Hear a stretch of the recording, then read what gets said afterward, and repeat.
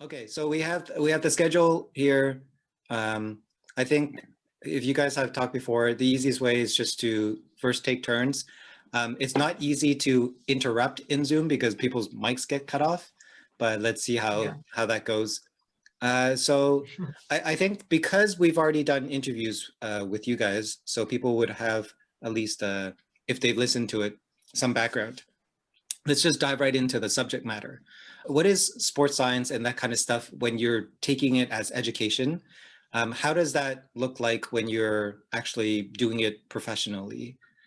Yeah. Um, yeah, maybe just start on those two things, and you guys can give your each of your own spiel, and think of it almost like you're explaining it to a new potential client or someone like that, or a partner. So, like, Yeah. how would you explain that?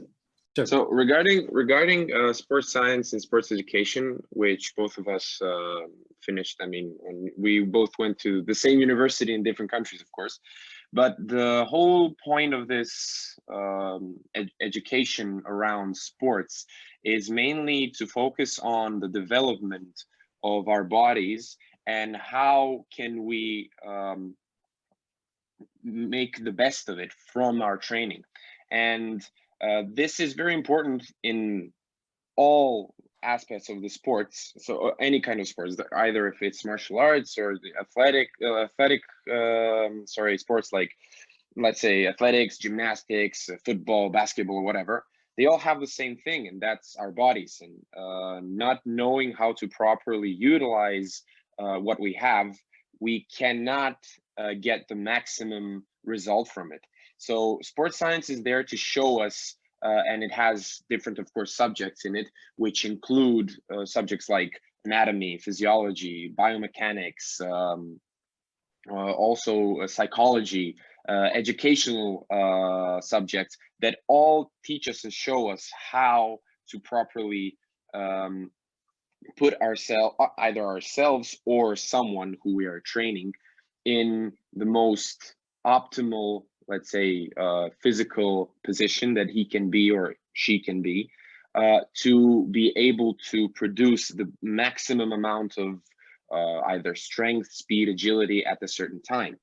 Um, if we're talking about it from a, let's say, professional aspect, where we're using it in a daily basic, so for, let's say in a gym, of course you're not going to imply the same methods as you were going to imply on someone who is an athlete, like someone who is in football, basketball, tennis, kendo, judo, or whatever. Each of these, let's say, people who have different wishes, not wishes, but they have different reasons for training. They have to be approached differently. But if you have someone who is coming to you for recreational purposes, mainly sport is a way for that person to be to stay healthy, to either become healthy, or to, let's say, just physically change his body. So we're talking about appearances, which is more and more the case in these past few years, because appearances are now very much a integral part of a person. So when you're looking at movies or you're watching let's say politicians, or even writers these days, they all start to appreciate more and more how they physically appear to the public while they are talking, playing, or whatever. Whereas before, it wasn't such a must in an everyday or popularity person's life. So today, with this whole modern movement of looking good, there is also this backstory, which is feeling good. So not only should we look good, but we should feel good. And with feeling good, this is followed by being well. So you are healthy, you are full of energy.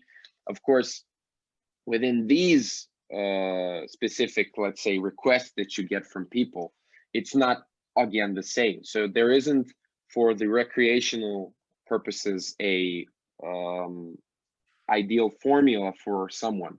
There is this kind of base that we all know, and that usually works for someone, and that is so sleep well, eat well, and rest. Actually, resting is with sleeping, and train well. So these three aspects we all should have, but not the same sleep regime, not the same food regime, and not the same training regime can work the same for each person. And even only if you look at it from this perspective, when we're talking about it recreationally, think about how complex and how detailed it should be when we're talking about professional athletes, and when we're talking about specifically combat sports or martial arts, where you have a huge influence from the mental side, which is a completely specific category on its own within this whole well, category. Yeah. And now on Christian, I think that he will have even a better perspective on this, because he had with in his university on tennis, which is very similar to combat sports. So I'll let him take away further.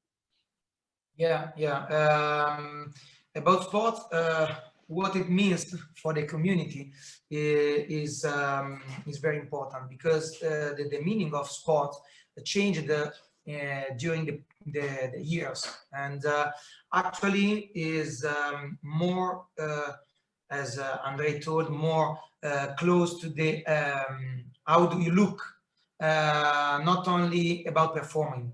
So there are different categories of player, and of course the competitors need to compete and to be more competitive, and sports for them are focused on increase them ability. But mainly the major part of our players maybe are just passionate player, and in that case, of course, sport means a good health. So to maintain a good condition your body and to work properly, avoiding the injuries. But also we have to consider what we can train. Every sport, we can say every disciplines are based on 5 skills that we can train on. And there is mobility. Mobility means flexibility also, strength, stamina, and speed. And we have to work on those points in every kind of sport: baseball, tennis, soccer, kendo, iaido. Everything is based on those points. Those points all together, of course, are going to become technique. The technique is how much raffinated are our skills. And skills, we born with our skills since when we are kids.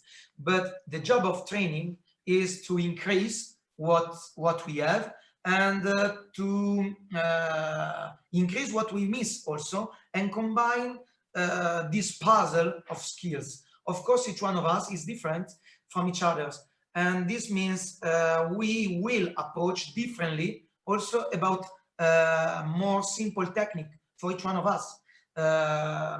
So a good training about sports before is able to increase a good technique after, when we approach on a good specialization of movement. So all together are building the movement, and movement is the science that study the quality of movement is called biomechanics. So when and how the power of our muscles are working in the machine of our body. Machine is composed from joints, so there is exactly level study. So there is a fulcrum, there is a arm, and there is a power applied. So how and how much is this power applied on the joints? Let the joints work. And if it's applied properly, the joints work properly. So it means less power for obtain better score, better movement. And better movement is never go to compromise our health, because we don't abuse of our structures, joint structures, bone structures, muscles, ligaments, and everything. So as much are we prepared about our skills, as much we can perform and so be in good health using our body. Cool, that's a great overview. I have some questions still just to wrap up the educational piece. One question is, we've seen, for example, in studies or in fields like computer science, like I took computer engineering at least maybe 20 years ago, and it has evolved a lot over this time period. Like what you learned back then to what you're learning these days because of new research, new evolutions in thinking have happened. What are considered new things that are taught now in school in sports science compared to what like older people have been doing? Like we would still go to gyms where people trained in the old ways would be teaching certain methods. What are new ways that are just evolutions of the old ones, and which ones are actually contradictory to some of the ways that we used to think how our body works? Should I go first now and then Christian? Yeah. So basically, the evolution of teachings and knowledge is of course present in sports science. It's very much present. You constantly have new methods, actually not new methods, but we discover new things about our bodies. Like for example, only a few years ago, let's say 10 years ago, there was no mentioning of how gluten affects a person's, an athlete's how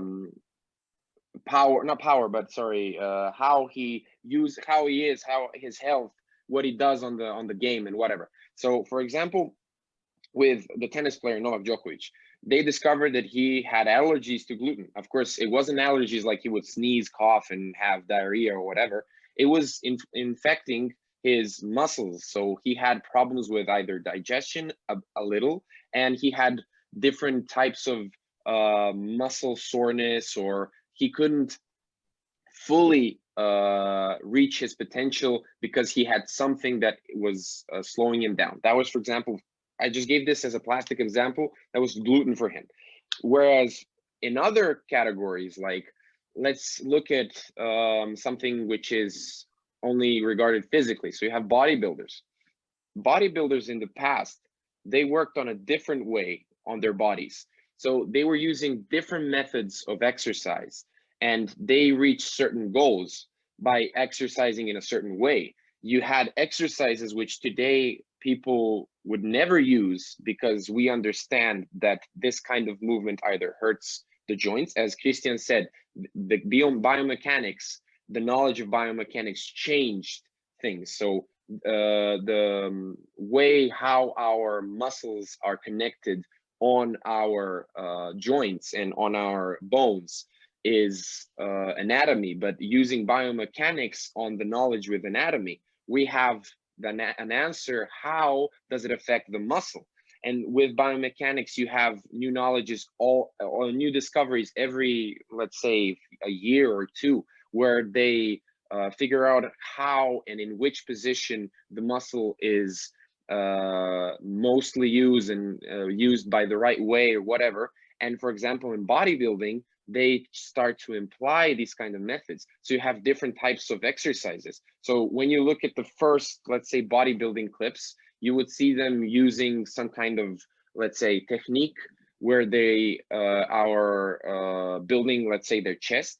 But then 10 years later, you see them using it completely differently. And thus they have a different type of, let's say, chest. So here's another example.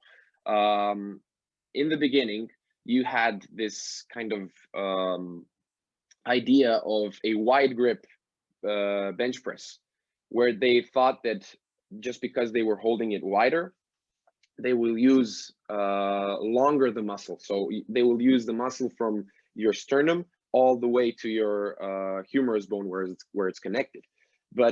And what they got was a wide muscle on the side, but the inner part was pretty much left over. And over the years, because of biomechanics and the activation of muscles, so the principle of how the muscle activates, which is like a pyramid scheme. So you have a primary, secondary, third, fourth, and whatever muscles that engage one after another. They don't skip. So with this movement, they were engaging only a certain number of muscle fibers, whereas they weren't using the fibers that they wanted. And then as the time progressed, they were narrowing their grip to engage more the center part of the muscle and the upper part. So then you had some, let's say, not so wide chests, but they were more filled, and they had more volume to them. They were bigger, whatever. So just in bodybuilding, you can see the change, and you can see the difference in how the science developed. So did the exercise. And when you go to, let's say, football, or when you go to basketball, you can see the change in the dynamic of the players, how they play. And this is just the evolution. This is the evolution of sports following the evolution of sports science. And what is the problem, for example, in our university here in Serbia, is that this kind of development isn't completely followed, because you have professors who stick to what they know, and they are not ready to continue on learning. They're not ready to fill their knowledge with more information, because it's constantly changing. I don't know how it is in Italy, and how it was in Italy actually when Christian was studying.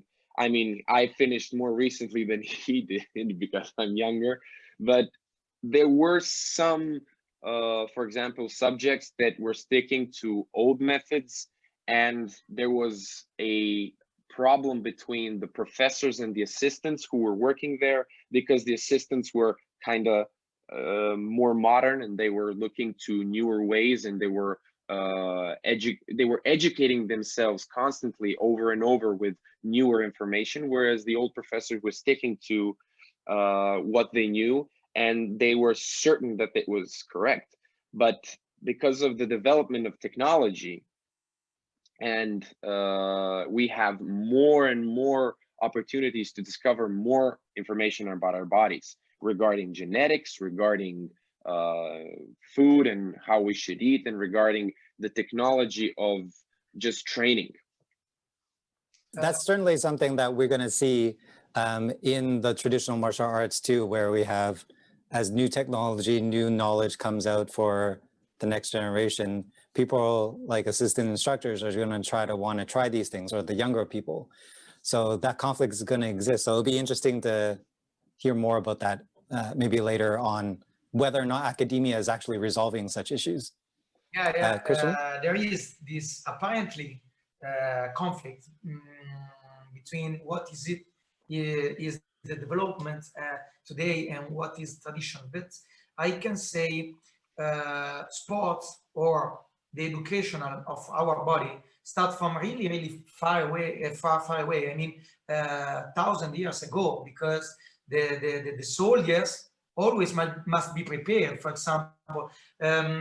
So there were in the history many methods how to train our body to be performing. What changed is in the past, really far, the sports wasn't exactly sports, but was survival.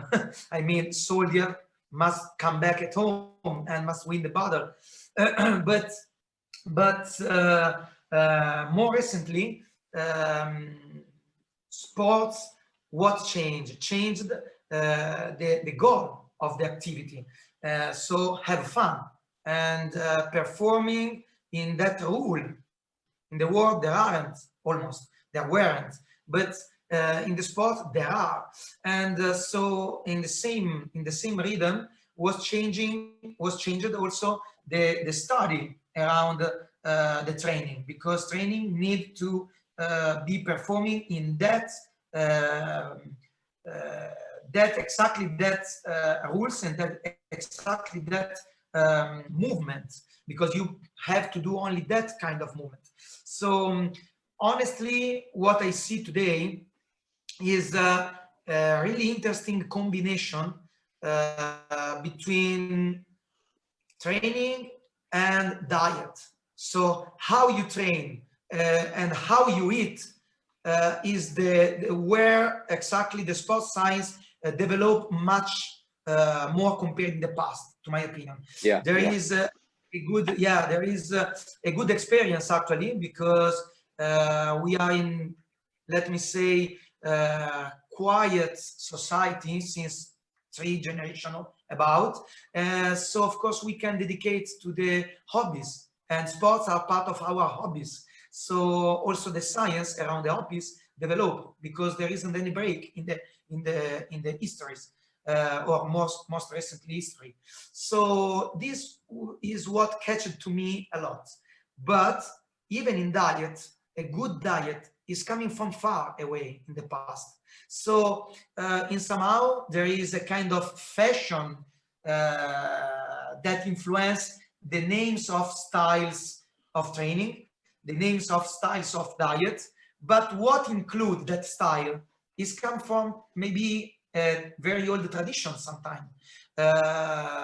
If we take it individually, if we combine the combination of styles, and the combination between styles of diet and styles of training, this is really, let me say, modern, because the science developed a lot, much more about chemical process in our body, how it's work, how metabolism is working. So it's worked very well in this case, the modern development.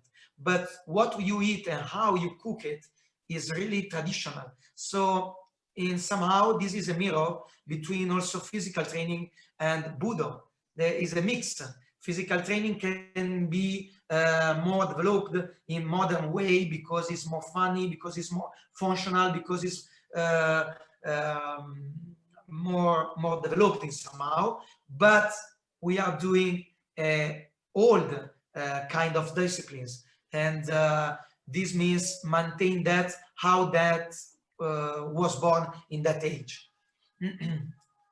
So the last bit about the educational piece that I want to cover is that one thing that Andrej mentioned in the introduction was you learn a lot about how the body works at school. You learn about these basic fundamental aspects of ourselves.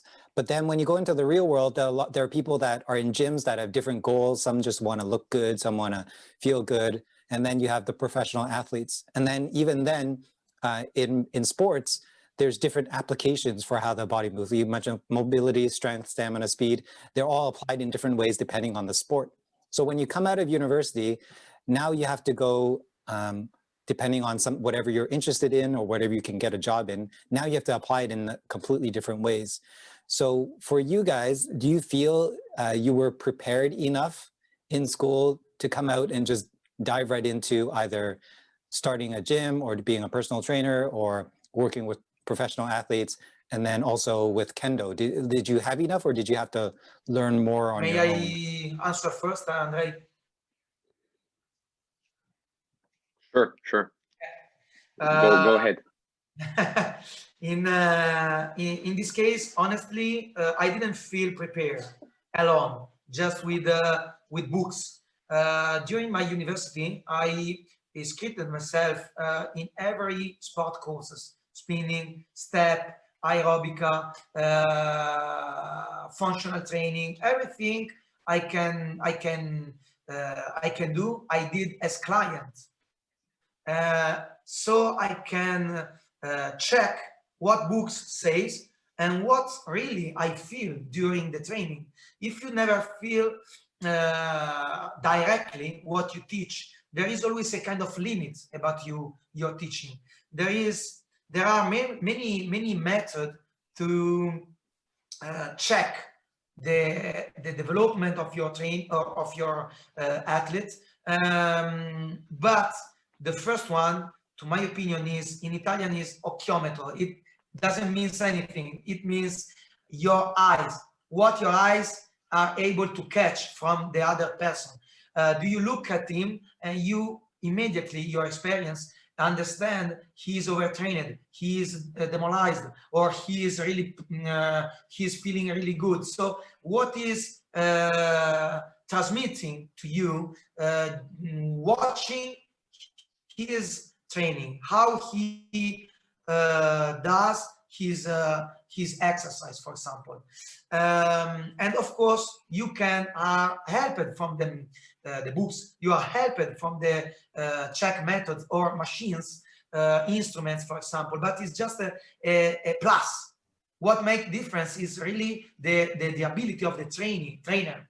The trainer make the main difference. We can use, for example, chrono, and with chrono I can check the speed, but you can be as fast as you can, but if you start later, you have always problem to arrive first.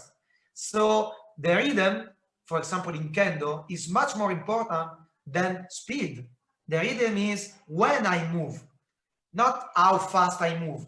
The speed is helped a lot, is important, but is much more important the rhythm. So for example, instead of chrono, I can use a metronome. It is an instrument used in the music, no? And it is teaching and taking a kind of rhythm. And I can as trainer, I can change that rhythm. So the player has to follow that rhythm. And I increase, I change it, and I can build different kind of rhythm in different period of the training, or during the same training, change it. So there are many methods to develop what rhythm is in the player, for example. This is just an example, no? But if you don't have directly experience, study on the book is really only the base where you can start, where you can put your foot to go up, but then you have to go up directly, doing and touching directly the real sport life. Please, Andre. Yeah. Well, to answer your question, is ready in any kind of situation when they finish university. You have a lot of trainers. Like for example, my sensei, my coach, Borota, he didn't finish sports university, but he is a good coach, and he has a lot of knowledge. Of course, some of it is not perfect, some of it is old, some of it is new, some of it is improvised, but he knew how to take in certain informations. He knew how to test it out either on himself or someone else, and he knew how to utilize it in the future and to create something which suited, of course, not all people, but certain people. And this is the same as it goes the same for many people. So you have a lot of people who learned by themselves how to do something, and they didn't need no university to do it. They were just motivated, they were smart, they were able to connect certain informations to create a whole picture. And this is the same for us. I mean, university only gives us, let's say, a clear way to learn certain bases, as Christian said. So books give you a certain base, a certain concrete, let's say, floor that you start to build your knowledge upon. And if you are not able to use these, you can be like the best student on your university, like have all grade A's or 10s in our country. So we have the by numbers, not by so basically, if you don't know how to use it, you cannot really say that you have mastered it. And as I started to give an example, like in Kendo, you can have a certain technique. So let's just say you're striking the head, you're doing the men, and you can do it perfectly. But within the fight, within the shiai, if you are not able to keep your posture and keep your concentration and see the timing and feel, and that is very important, to feel the moment when to do it, it's unimportant that you know how to do it if you cannot use it. And this goes exactly the same for the knowledge that you gain in your university. So basically, as you ask the question, you prepare for something and you have an idea how to do it, and then you are thrown into something that is not what you imagined you would do right away. But it is up to you to use your knowledge, and that knowledge exists, and you just need to take out from it and try to puzzle together something which is for that. And if you understand all of these bases that you've learned in university, if you want to, then it's much easier to continue on and to improvise, let's say improvise, and to find the correct way. Today, it's much easier to find out what you exactly need to do because of the internet, because of the wide, because of the web, and your ability to go anywhere on the internet and find, okay, exercises for this and this. And if you can't find it on the internet, you can go back to your books and you can find the answer there. But the thing is, as Christian said in his part, observation is one of the key things that he called it using your eyes. I can't remember the Italian expression. It's observation. A coach needs to be very observant of not of his, let's call them clients, athletes, or whatever, or his club. He needs to be able to see what the people or the clients or the athletes or the fighters need in that situation. If he is not able to see this, then all of his knowledge is not very useful, because he won't use it in regardance of what the person needs. So there was the situation in Italy, if you remember, when we were in the gym. I think I came to exercise and Andrea was having his group session, and there was this one girl who had a very nice backside. And of course it caught my eye, but then I saw one thing. Yes, I saw one thing. One of her ass muscles or gluteus was bigger than the other. And this indicated to me very clearly that she had a problem with her back, which in the end, actually, when we checked her, because she's very young, she was like, and she had, it was, her back had a small degree of scoliosis, which can be fixed with exercises, because one muscle was more tense than the other on the backside. So the ass muscle had to become stronger in order to balance out the position of the body.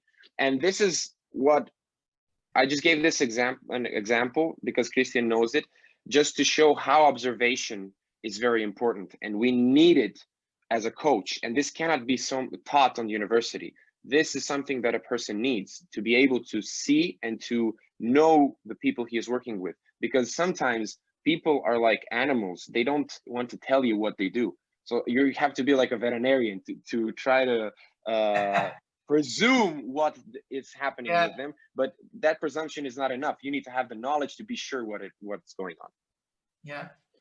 Yeah, so that's great, because like this really simplifies things down to two things that I heard was that education, one, it teaches you what to look for. So it gives you like ideas and kinds of a map to look at people and how their bodies are moving. And it also gives you different exercises or methods to try out, because as Christian was saying, when he enrolled in all these different sports and then was playing with the methods himself to see how they work, a person could technically create those on their own, but if your set of exercises is not, there's this consulting term called MISI, mutually exclusive, collectively exhaustive, means that you want to cover all your bases, but you don't want exercises to repeat the same things, because now you're wasting time, or you might be overlapping certain things, so you're not getting a clear picture of what's actually working, what's not. So that's what education has kind of given you. So the last thing we talked about was where the difference in evolution of this type of training. And now with this kind of lens, you have the lens of understanding how the body works, understanding these more modern realizations in science. When you've gone to look at your Kendo, because it kind of grew at the same time, you guys were both doing Kendo and education at the same time. When you were now able to look at Kendo with this like new set of glasses, or to see the world, what were you seeing? Like initially, what were you seeing just based on your own training, based on what you're seeing in places like in your home countries? And then what were you seeing on the world stage, or even at Kitamoto, which is kind of known as like where everyone learns everything, the Mecca. So yeah, what have you been able to apply based on what you now know, what you're now able to see to Kendo? You want to go first, Christian, or should I? Yeah, please, Andre. Okay, mistakes. When you put the glasses on, you see mistakes. You start to see the faults in traditional methods of training, which sounds very harsh, but unfortunately it's like so. But also you start to see the benefits, and you start to see the good sides of something that, let's say, presumably you don't like. Like, for example, I haven't been to Kitamoto, but I've been to Tokyo. I've been in the Tokyo police. And even though their trainings are very hard and very brutal, because of my knowledge and because of my studies and because of my university, I was able to see that all that they were doing was not an accident. It was all planned. It was all pre-programmed. And I could see it in the way they were acting towards not only us, but the way they were acting towards their competitors who were supposed to compete that year on the World Championships. So the people like Uchimura and Shodai, who at that time were in the national team of Japan, they were treated differently. They weren't doing the same exact things as the rest of them were. I mean, they were doing the same exercises, but the intensity, their breaks, their time that they spent inside the dojo was different. And they weren't in every training, like, for example, some other, let's say, kohai that was there.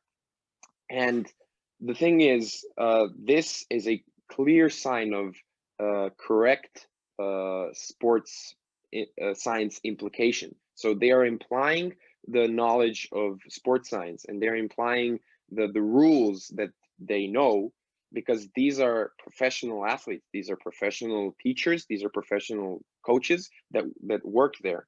And of course, they will not allow a certain person who has a competition next week or that weekend to have a harsh and same training as the rest would.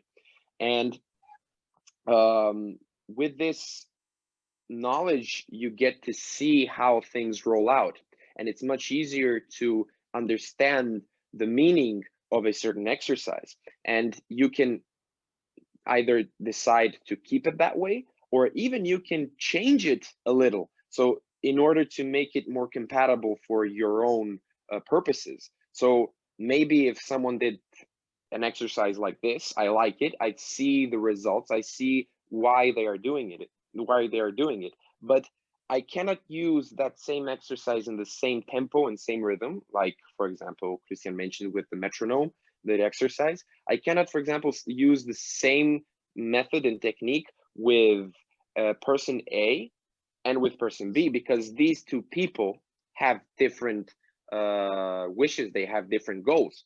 So one wants to be more aggressive, whereas the other one wants to be more calm and wants to have more control, wants to have more power, whereas this one is relying more on speed. So we're talking about differences between ages, differences between gender, differences between physiology. So you have all these differences. So you need to be able to use your knowledge in these certain situations to adapt them, to change them just a bit. So imagine that you have a building which is made out of Lego, and you're just taking off and adding some small parts, but the base is there. And this is what you said, this lens lets us see. And it's like this, imagine seeing all these formulas and you're just changing the numbers, but you're using the formula and getting a different result each and every time. Yes, I fully agree.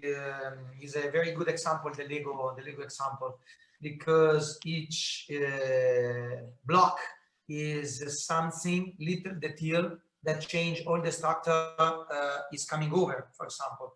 So what changed, in my opinion, was exactly to recognize the causes of mistake. So when you look at one motion, you can see there is something wrong here or there, but there is something that don't work. Where is the topic point? So changing that point, you can apply more correctly other 10 points. So this is what I learned how to teach better. So one detail is able to change other 10 details. So you don't have to be focused on 10 different things, but only one is able to change really much your dynamic interpretation and your body motion, of course. So this idea comes from especially from biomechanics, in my opinion.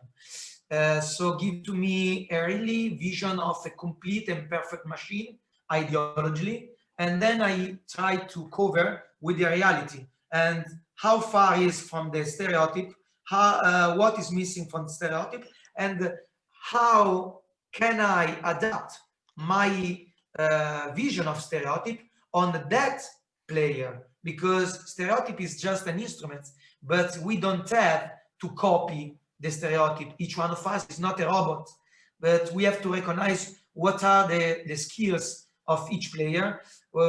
It means not only physical skills, but also mental, typology of body, as Andre says. So even we are working with one stereotype, we have thousands different chance to adapt it, and thousands different kind of players, more aggressive, more defensive, more technical. Or for example, there are techniques. I think Kendo is very complete because even only 4 available, there are 1,000 type of techniques to approach on that ippon, and there are typology of techniques more similar to one type of personality, and other type of techniques more similar to other type of personality. So, or also this is about personality, but we can say same thing about body typology. So there are some kind of athletes in training can try to learn some kind of technique, but then will never come automatically because them mental approach are not in same line of that technique. Or for example, them body typology is not perfect for that kind of technique. So the trainer is really hard job, because if you think like this, it's not just lead a lesson for everybody, but lead a lesson for each one of is totally different. Even we are sharing the same space, the same time, and maybe also the same exercise. How many interpretation of Kirigayishi, for example, we have about the rhythm, the distance, the movements we apply, or we wrist or shoulders. So even we take out from traditional exercises, we can propose in different mode, different type of interpretation, even same exercise, able to take out the best skill for each player. Yeah, that's one thing that I'm so excited to talk to both of you, is because that's where your expertise and your what you do lies compared to a lot of martial artists, because a lot of us do this as a hobby, or we train it over time, and there's no real judge of whether or not we're doing good or bad. But for you guys, whether or not you're actually helping a specific client, whether or not they're actually reaching their goals, whether or not they're getting healthy and coming back to you for more, that's a clear sign on whether or not you're effective. So you can actually, so it forces you to really be able to see what's going on and then help someone go. So I was wondering if you can give some examples in the Kendo world, whether in the high competitive zones, so like getting onto the national team, going to worlds, or going in, or just in the dojo, so the people that are doing it as hobbies. Could you give some examples of people that have an unrealistic, let's start with this one, have an unrealistic goal or unrealistic expectation of what they are capable of? And then how did you help change them to realize what they are able to do and help them succeed in that way, and also feel like they are succeeding? Because most people, if like I say, I want to be the world champion, and you're like, you actually don't have any chance at all to do that. How do you make them feel good about what they are really realistically capable of doing, and then achieve like the maximum of what their body is able to do? I go first. Yeah, you can, no problem. Yeah. If you so want it's one each. No, just in my opinion, there are two lines as teacher. You can be right and to say always what you think. Another line is to let the athletes let him have a dream. So why not? But to arrive there, you have to pass from this way, and this way include those type of goals. If you arrive on those goals, you can approach on World Championship and try to win it. So this way is, to my opinion, very positive way, because you don't say, no, you can't. Who are you to say you can't? I mean, of course, I'm the teacher. Yeah. Okay, but you have to work next to the player in somehow, and let him understand how it's hard to arrive there in that best goal ever, world champion. I mean, so okay, this is the way. Basically, people, the major part, don't accept since you present that way. So when you talk about that, is so maybe another year, maybe another life. But who accepts that really is good mental approach, because he is able to sacrifice himself till the end and arrive at as top as he can. So why we have to hide this chance? It's very important to store, this chance. I'm next to you because you are really motivated. You are really able to sacrifice for arrive there. So okay, this is the way. You have to trust to me, and I give the right way to arrive there. At the end, if he's able to arrive at the end of this way, really he became able to take that goal, because he did everything I proposed on right way to arrive there. If he refused, of course, he's choose. So it's not my refuse, it's his choose. And he, if he stopped during the way, it means he refused during the way. So is his choose again. And this, in my opinion, is a good mode to approach on height expectative from the people.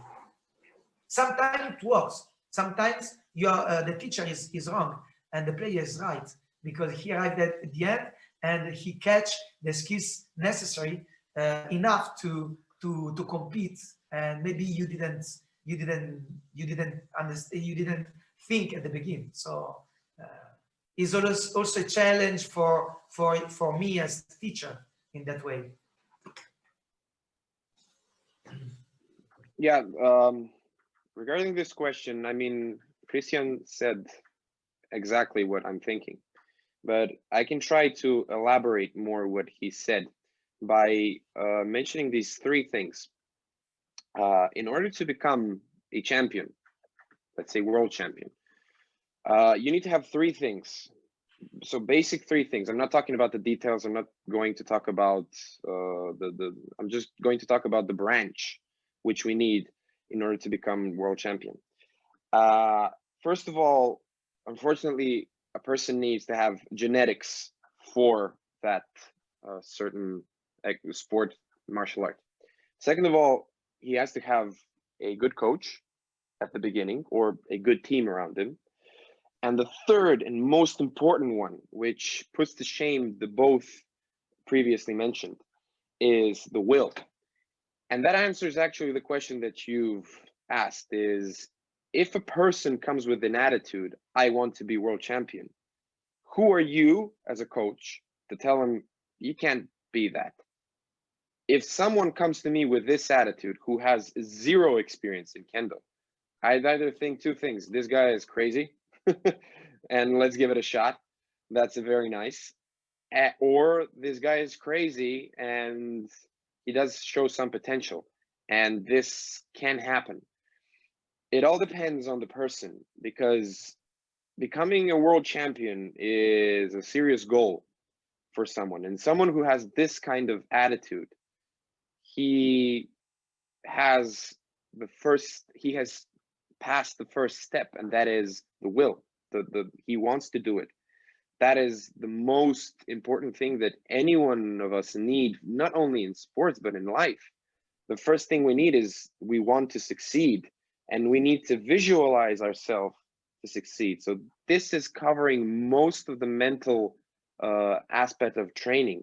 The biggest problem that each and every player, athlete, fighter has is this mental aspect of whether he is good enough to become the world champion. And we need to believe in this. And you can see this problem, this psychological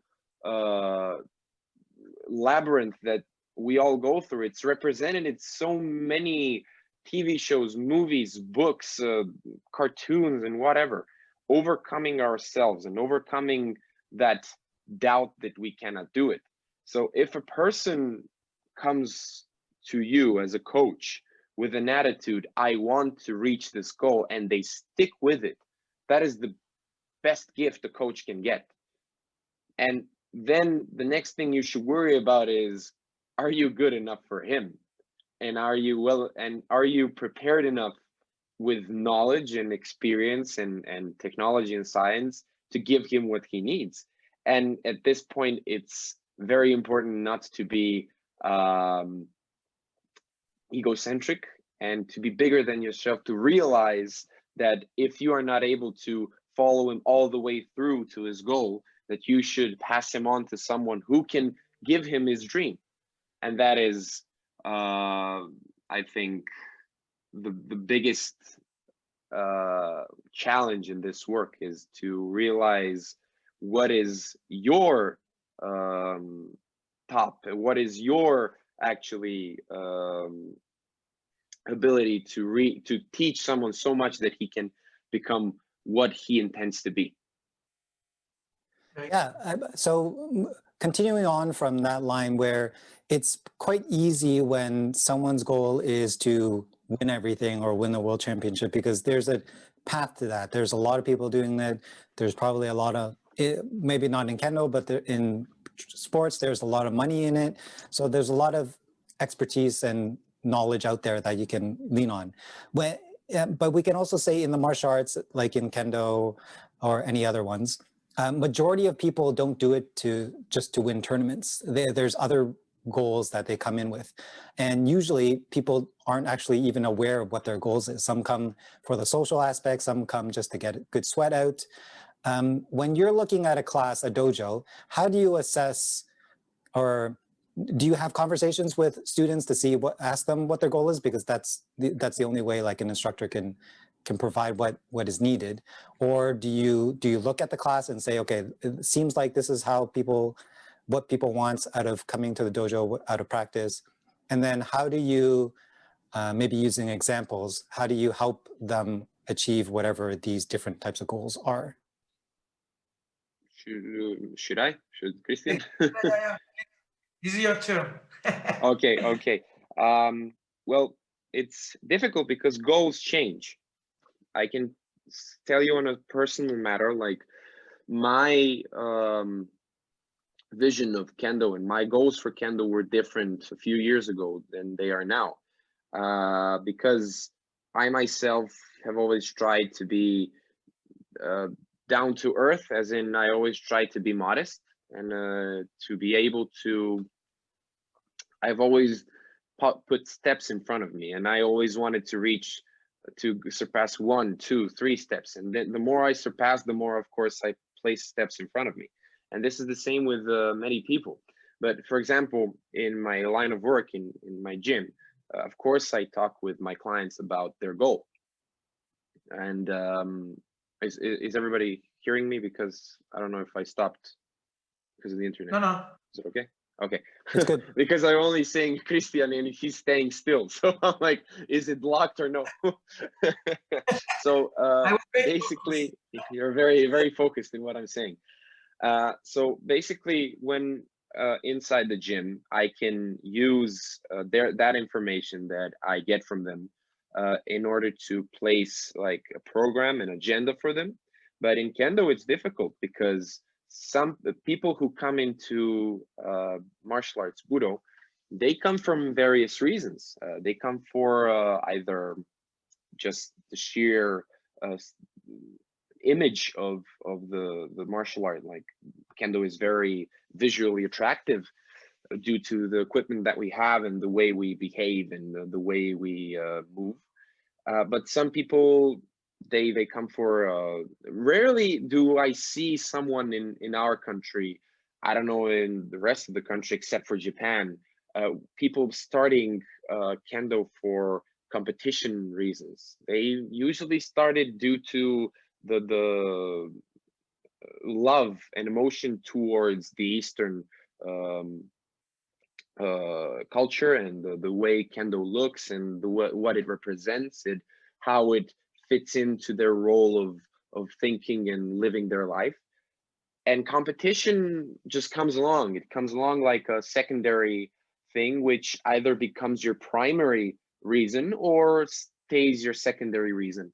And it just becomes another part of your development within Kendo.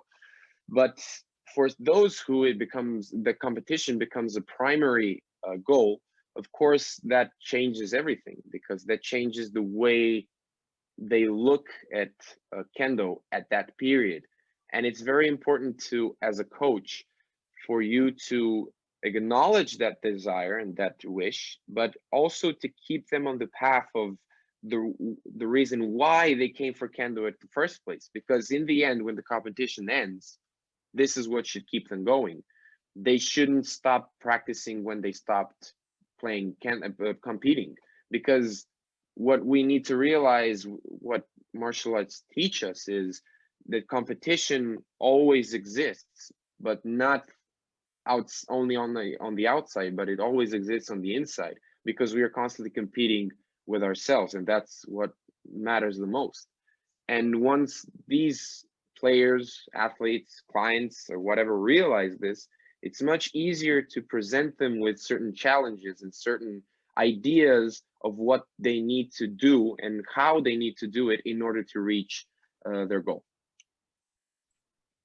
Yes, the last concept is really, really fantastic. We didn't say, but we print a book recently, actually is only in Italian language, on these arguments we are talking about in this interview. And there is one paragraph, it's talking about all of us are competitors because of challenge with our limit.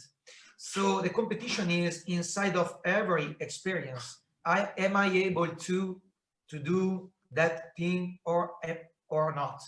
Am I able to arrive there or not? So it's a kind of challenge, it's a kind of competition.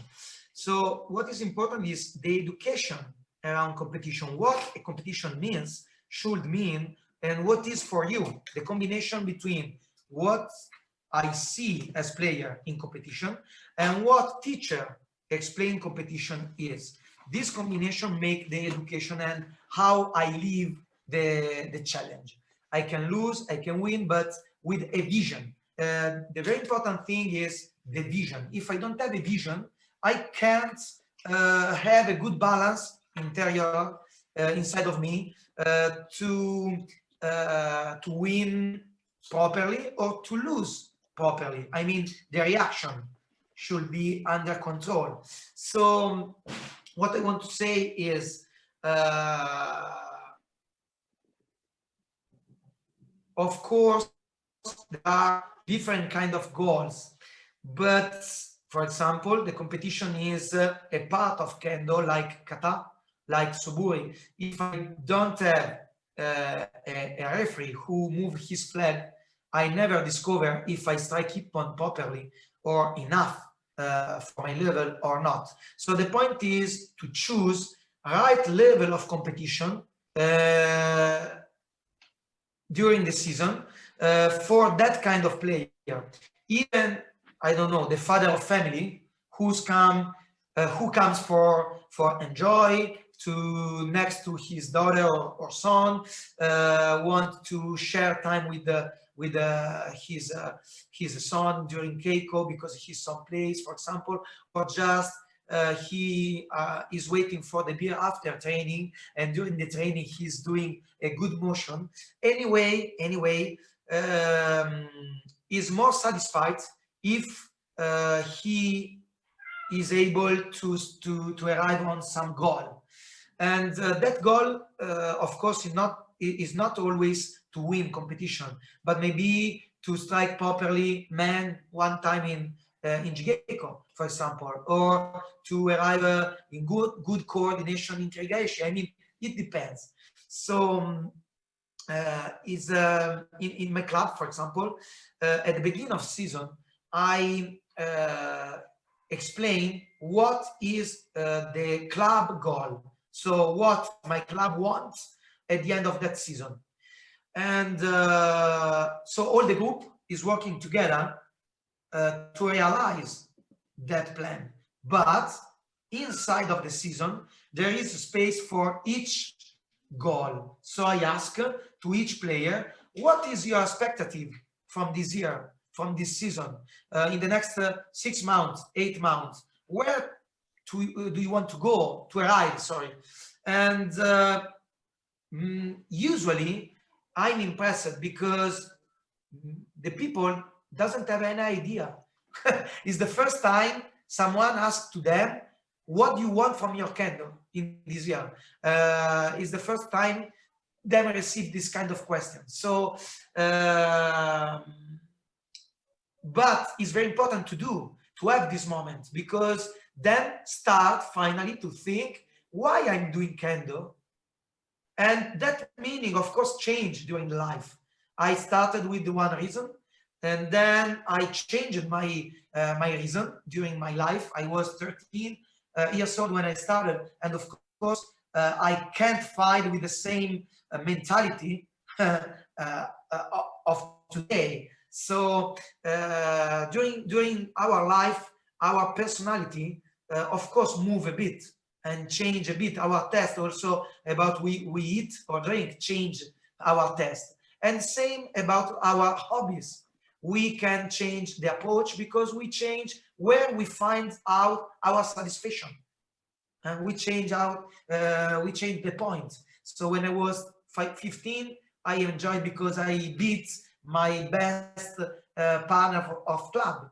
But then around 20, I start to try to beat the best in Italy, and like this. And then I discover how it's tasty to follow the kids in their development, and before how is nice to coach a team and to see how the players are able to apply what I teach.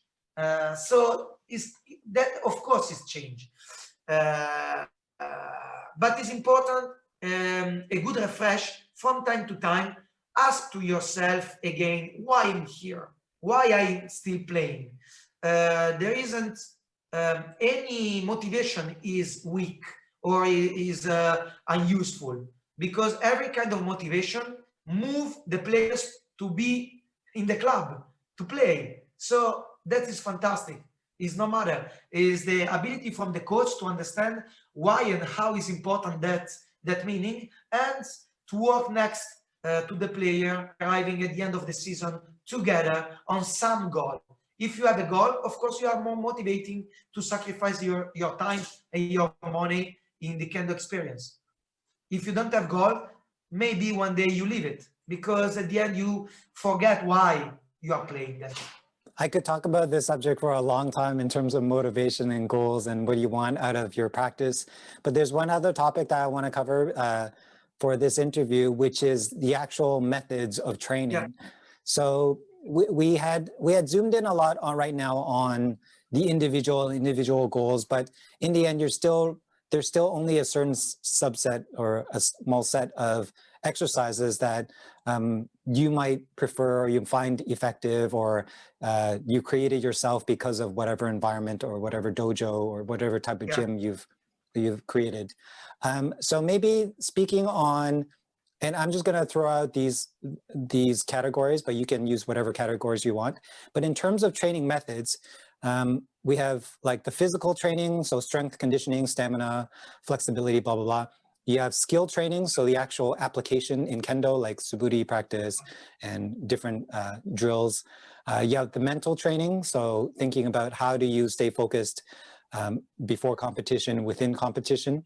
And then you have what I'm calling alternate methods, so things that you can draw on from other things like yoga or meditation and those kind of things. So could you talk about what are some of your preferred methods and why do you like them? Yeah. So then I go. Go. Yeah, my what changed mostly my Kendo and also kind of my players was the breathing method. So how to breathe and when during the motion. I don't mean only Kendo movement, but during every kind of movement, physical movement. So the breathing is the main support of our energy. You put oxygen in your muscles and brain, so you are less tired if you breathe properly. You are always in time about the rhythm during the exercises, and you are always clear. The mind, the brain is always clearer, always prepared, always ready to think properly in short time. So you can decide. There are different two different big groups of sports. There are sports that close chain. It means always the same coordination movement, like cycling, like running, like type of swimming, for example. So you do always same with a kind of rhythm, and you increase the rhythm, but the technique is close chain, always same coordination.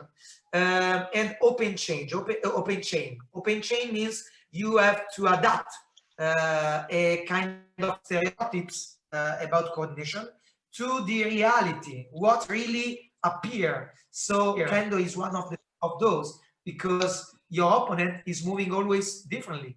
The rhythm is always different, and the style of fighting from your opponent is different.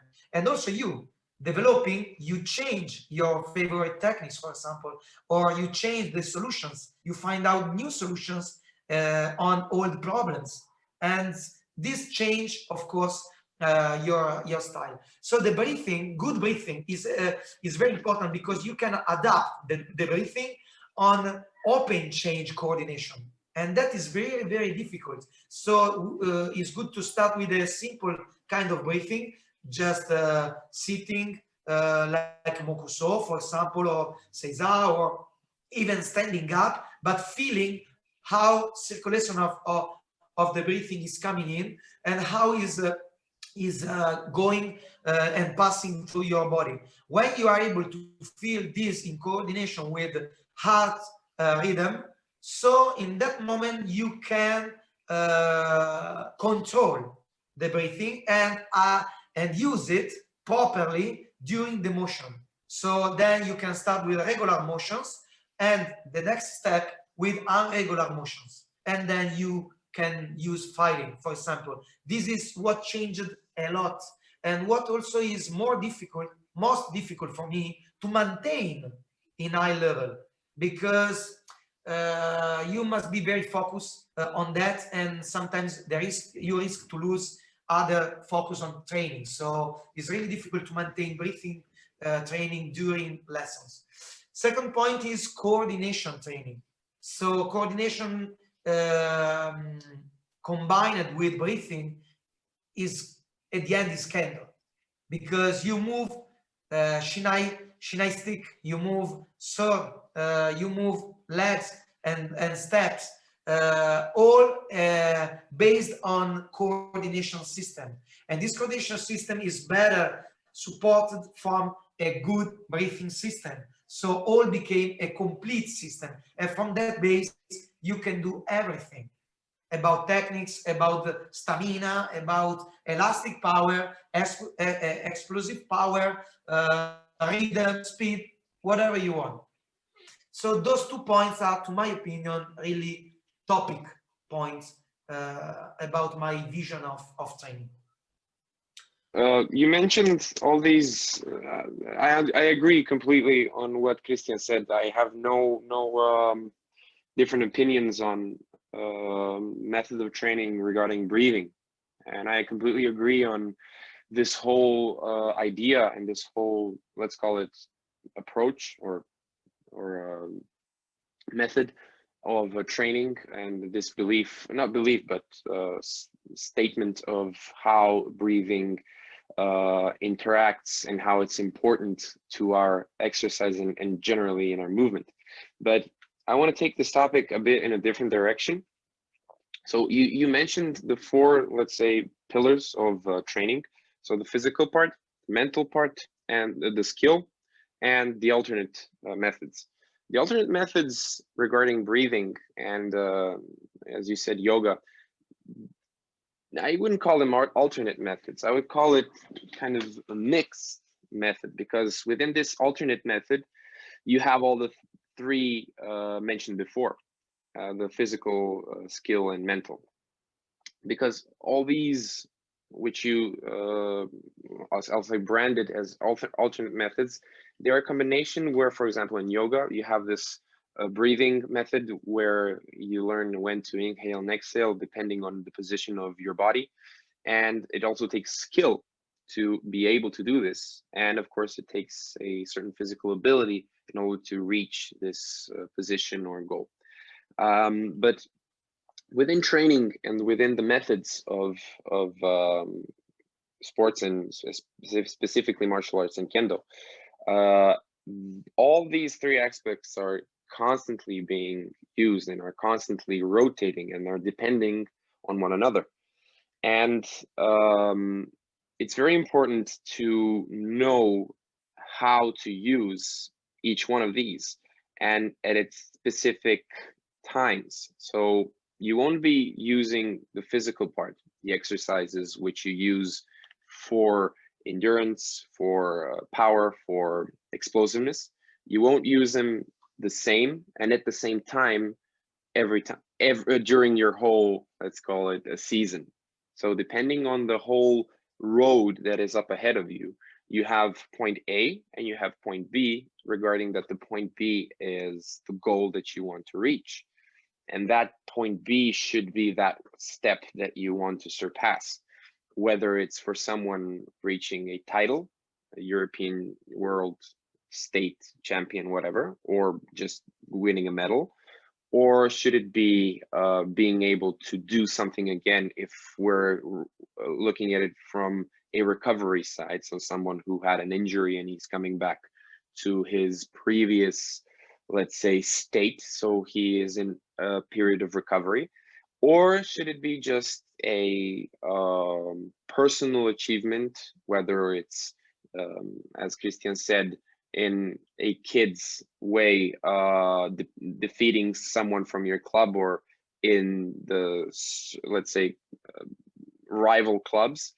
Or should it be just for someone who is senior, being able to properly execute a technique that he wasn't able to do at the beginning of when they came to Kendo, or whatever the activity is?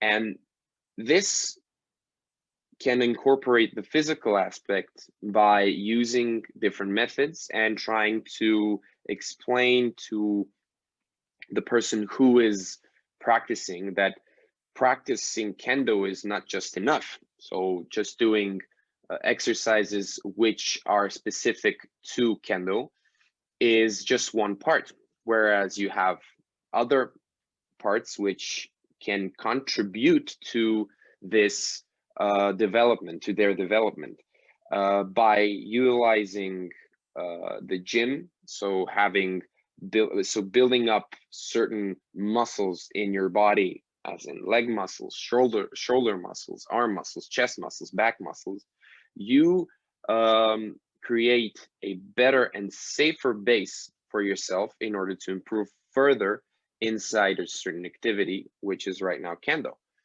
And this comes to skill, where you are using the skill needed for the certain sport slash activity slash Kendo, which is a technique, if we call it now, like striking or defending or just moving. And with this connects to the physical aspect, where the person is preparing himself in order to be able to show and to use his movement and do it properly. And once these two bases are, let's say, not filled, but they are well, then we come to the third and final one, which is the mental aspect. And this connects these two by motive, as I said at the beginning, where motivation is very important, and the ability to follow up on these two aspects. So to be able to understand how they interact, the physical and the skill, and to be able to continue on, even though sometimes we don't see the result immediately. This is all part of the mental aspect of training. And Kendo actually gives us a very good mental challenge, because as we understand and know, who practice any kind of martial art which is connected to budo, is that patience is one of the key elements to improving, that things don't come immediately. And being able to understand this, you can use alternate methods to incorporate them inside your training in order to help you develop even further. So if we want to develop our breathing and make it even better and try to incorporate it in Kendo, we need to do certain exercises which can be found and learned more easily inside yoga or swimming, or just breathing exercises or breathing trainings which exists either on the internet or in your hometown or in books. And you are able to imply them in Kendo because you understand them better. And this all comes back to the first question which you asked at the beginning, is the knowledge that we have and how we use it. So if we have this good, let's say, position towards learning, we are much more able to incorporate them inside our daily practice and daily lives, because in the end, our daily life is very much connected to our practice inside Kendo, because it literally supports the idea of Kendo is not a sport or a activity that you do at the beginning of the day at 8 a.m. or at the evening, and when you exit, that's it. You come back like the gym, but it's a way of life which you need to lead and which you need to lean into and make your own if it's not already your own. But most of the time it's already your own. You just need to find the correct path that you need to take in order to combine and create a certain, let's say, mass which suits you best. Yeah, I'm sorry, I want to add a little sentence about, we are talking about performance, but to mix Kendo training and the extra Kendo training, I mean, from other specialties, is also very important about prevention. So if I do 1,000 suburi every day, each one of us who are using to practice has usually same type of problems. Who has more on the elbow, who has more on the back, who has more on the shoulder, but it's come back even after recovered that. There are periods when come back that problem. So using other activities in specialty is good, because it's a kind of reset for our body, and are working also complementary muscles around Kendo properly muscles. So that help our body to stay safety and to the prevention of injuries. Okay, so the last topic I want to cover is what are you seeing in pop culture? I'm using pop culture, modern culture, I guess, these days. New experimental methods or styles. Some are not that experimental. Like, for example, I know that the kettlebell is very popular. TRX is popular. People are getting into meditation. There's a lot of different types of breathing type of things. What are these kind of newer age things that you know that even traditional sports aren't using? Kendo definitely haven't explored. What kind of new things are you looking at that seem exciting that you want to try out or you have tried out? Well, the things you mentioned are not so new. I mean, they've existed. It's just that due to the vast expansion of media and the internet, now we are seeing just something which has been used in the past in certain, let's say, sports, like for example, powerlifting or climbing or gymnastics. Like for example, the TRX, which can be used for either push-ups, pull-ups, the inverted pull-ups, or abs or whatever. This is just something which came in as a popularity thing on either social media or in certain gyms that many of us have been using in the past 10, 20 years. Or the kettlebell. Kettlebell is now completely exploded, especially in this time during the period of quarantines and closed doors and not being able to go to the gym, because it allows normal, let's say normal people, like not professional athletes, to use this equipment at their own home in their own personal space very easily through watching either or reading about these exercises, watching them on YouTube or seeing them on TV. And it's not a huge piece of technology that you need to install in your bedroom or in your living room in order to use it. It's just a simple little thing which has a lot of weight to it, and you can use it in different movements in different ways in order to get from it the maximum result by activating your muscles, etc., etc. But with all these new methods and using them in Kendo, it's yet to begin, because like you've seen probably the videos on YouTube where they're showing university students exercising, like they're doing functional training, and you can see them using rubbers, you can see them using ladders, you can see them running up the stairs, carrying each other, you can see them using weights. Like for example, there's this exercise, I don't know if you've seen this video, but they're holding a weight of 5 kilograms, but it's just like a plate, and they're squeezing it together with their palms and holding it in front of them and going left to right. And I remember one of my practitioners from the dojo, he showed me this video and he asked me, like, what's this about? I mean, why is he doing this? I mean, what does this have to do with Kendo? Like, except you're holding your arm straight. Is this for this? Is this for that? And I immediately saw the benefits from this exercise, and I understood why the way someone would do such a thing and do it, because it engages so many muscle groups that are engaged when we're practicing Kendo.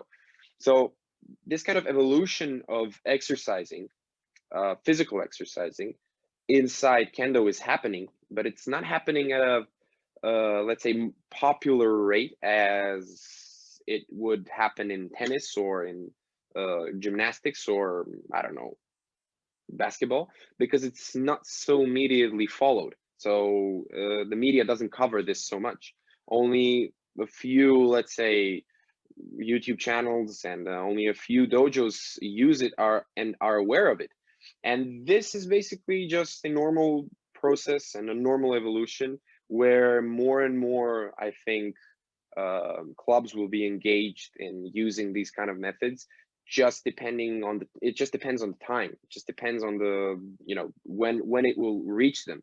because of course, in my club and in Christian's clubs and in other clubs that have sports experts, they use it. They've been using it for some time now.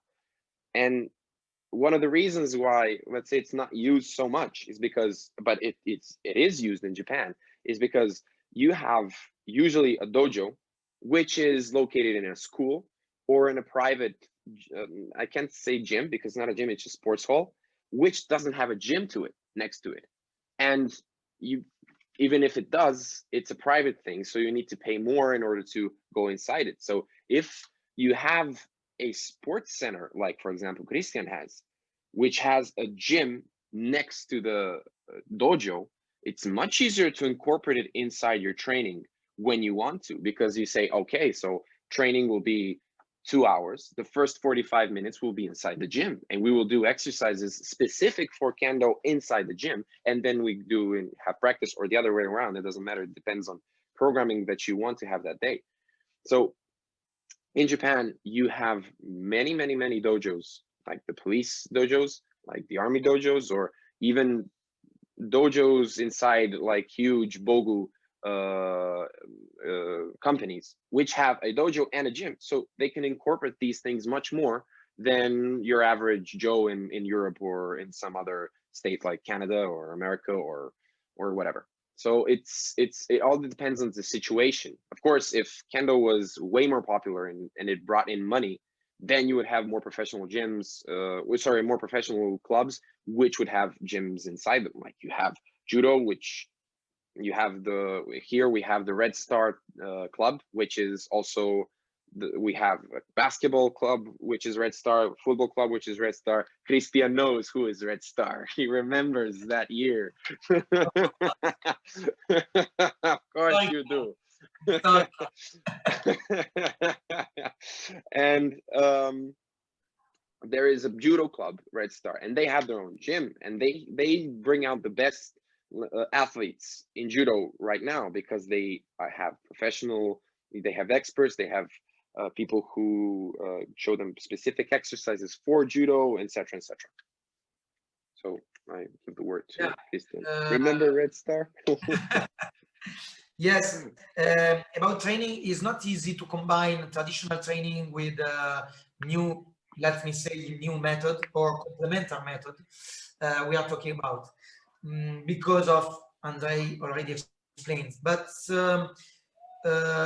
it's important to make a culture of this mix. So it's important play Kendo and help your way in Kendo with other activities. So if we build a good culture about this, of course people are motivated to search for something. And if you have a teacher able to with sport knowledge and Kendo knowledge, he can prepare a schedule to apply outside of Kendo lesson, so you can do your regular Keiko and maybe empty days dedicate 1 hour each day to another kind of activity or following the teacher's schedule. If you have a structure combined with the sport area and dojo like mine, of course you can mix, and maybe one session is a bit longer because you do first coordination activity, and then you can do Kendo. But it's really busy, and people mediumly, if we talk about passionate people, haven't so long time to dedicate it. So in that way, of course, you try to find a kind of compromise between the two methods, and the touch of trainer, of course, that make difference. So including maybe some kind of free body exercises during warm-up. For example, I don't consider Suburi a kind of warm-up, because Suburi is already a kind of technique. You have to do properly, and you have chance to become better in some details, how to grip, how to coordination, footwork, and speed of consent, and things like this. So if I consider, as usually is done, this part of Keiko as a warm-up is a mistake, conceptual mistake. So I can do a kind of warm-up free body first, no, with some exercise step, footwork, some exercise with a core exercise, for example, to maintain a good posture and to increase the postural muscles. Muscle activation. Yeah, and then I start with Kendo lesson, even including Suburi, but I can start with a kind of goals on Suburi. I ask to do that in some special mode, as fast as you can, as in some special rhythm or some special kind of coordination in the base. So it's already Keiko, it's not warm up. And at the end of the lesson, I can include 10 minutes of stretching, for example. It's flexibility. So it's a part of free body training, but it's very, very good at the end of training because you refresh your body, you calm down, and you find out your good feeling with your body before to go at home. So yeah, the trainer is important to find out a really good mix in his training timing between Kendo and extra Kendo training.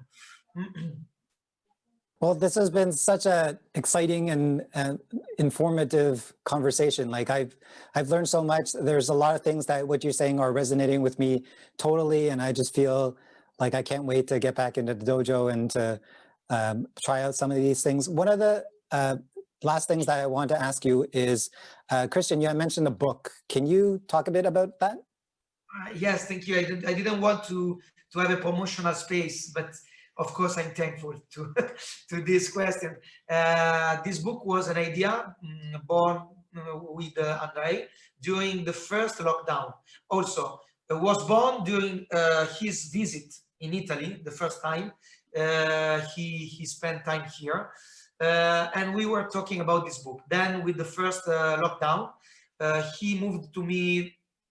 Let's go to start with this book. It's time to dedicate time on this book. So we started to read it, to write it together. And then of course we are a bit busy, so I continue a part of the book alone, but always with his vision. I always send to him my part, and I consider this job a really together job with Andrei. And now the title is Una nuova visione. It means a new vision, and is on ebook, Amazon ebook, but just in Italian version actually. I'm working for an English version, of course. The translation is not mine, so it needs about 6 months, I think. And yes, that's all. He's talking about this combination between, as you say, pop culture and budo culture meeting, and how is just the first book. The idea is to do a bigger job in the next future, but it needs longer time with experimental experience, document this experience.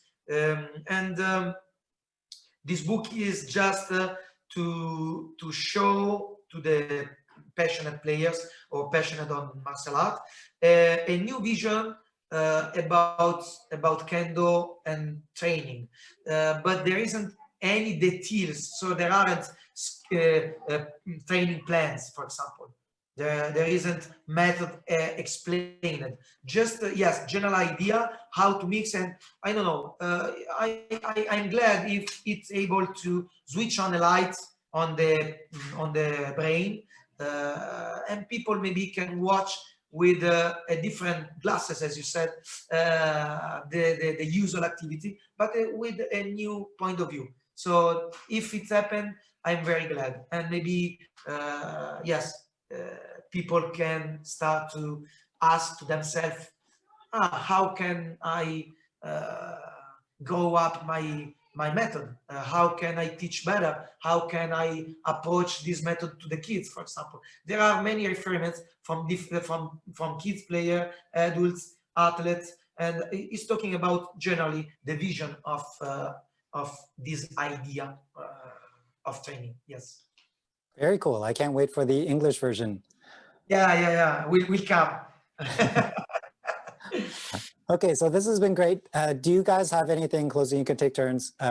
Just to wrap this up, any message you want to say or any conclusion you want to have? Buy the book. Buy the book, or I will haunt you in your sleep. So what if it's in Italian? Buy it and translate it. I don't care. Come on. And it's Italian. It's easy. Come on. Easy peasy living. It's all about spaghetti and pasta. You understand it. So just kidding. No. I just want to finish off. I have nothing else to say except I want to lean into a bit of promotion for Christian's book, to just add a few things. And that's, so he said what the book is about. And even though it's in Italian, when I got the final version, when I got to read it, I couldn't, of course, completely understand all the things, but the basic is there. This book gives you an idea of how modernly you should be able to incorporate new things into your practice, and how different the practice is here and somewhere else. And it shows you what needs to be done and gives you the idea of how you should do it. It doesn't go into detail as he says, but mainly it gives you the idea how to work on with a younger generation, which is one of the most important things that we need to address right now, because the future is lying on the younger generation and new people who come. And then when I'm saying new people who come, I'm saying new kids that need to grow up in a good environment and in a good sense of practicing. And as sports evolves, as science evolves, so does Kendo evolve, and we need to be up to pace with it, and we need to comprehend how we should incorporate what we know and what we learn and what we feel into the new and daily trainings of the kids. And this book is one that, let's say, it starts now this new era. There isn't something in any other language except probably Japanese like this. So this is, let's say, a Kickstarter. It may not be perfect, it's not perfect, but it is a starter, and it's a very good beginning for this kind of, let's call it, the new era. So I'm also very, very excited about the English version. I really hope that when the English version is out, that it will have a big impact and a huge response from the Kendo community, because I think it will serve it very, very, very well. And I'm very grateful to be part of it, and very grateful to have a role in it, even though Christian gives more credit to me than I deserve. Unfortunately, I wasn't able to indulge myself completely as he was. And I thank you for this kind of opportunity and for this mentioning. And of course, I am on board with everything in the future, and I'm very grateful for these podcasts that you have been invited us to, because I think this is just another way to popularize and to show people what can be done and what can be improved in our daily practices and, of course, our lives. Yeah, closing the interview, I just want to say one sentence. Is of course, people who can agree or disagree with this point of view is free choose to listen, to check, and then after listening, after check, find out your own conclusion. It work or doesn't work. But very important is not make the mistake to do because it's always been like that. Ask to yourself why I do that and why I use that method. Don't sit down on the habit because it's always been like that, because my teacher teach like that, but why he teach like that, and how to adapt what works 50 years ago today. So each one of the players, when became teacher, maybe are going to find out their own answers to this question, and maybe it's coming to be different from my answer. And so what we talk about today maybe is disagreeing, but should be a method behind and a good starter on the teaching and on the method.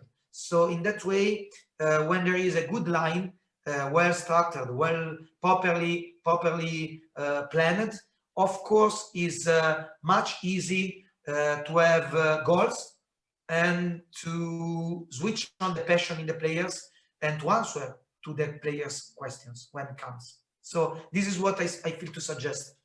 Thank you very much, Patrick, for this space. Really, I'm thankful because I never heard interview on this subject. So I hope also people will appreciate that. Mm. Yeah, thank you so much for taking the time to do this and sharing your knowledge. One final piece of logistics stuff. So I've been doing this thing for a few months now, and it's taking up a lot of time. So I'm planning on launching a Patreon page. I just want to check with you guys that's okay that I'm going to get a little bit of financial compensation for doing all this work. Of course, yeah, I agree completely. You should put in like extras, you know, like bloopers. Yeah. Me and Christian cursing, like, what do you mean? you're wrong.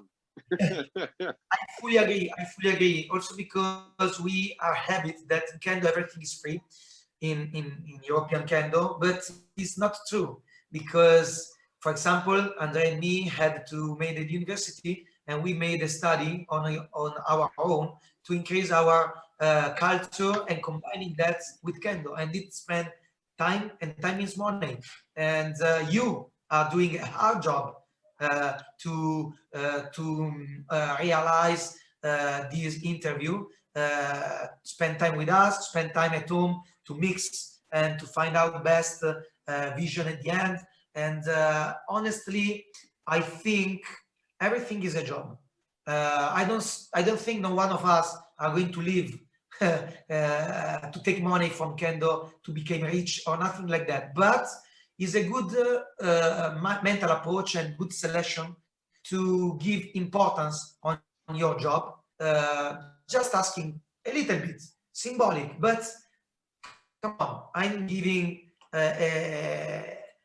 my job to the people, and people must in somehow help your job. So if it come more interesting, you can ask more or become more popular, it is going to work. So I fully agree.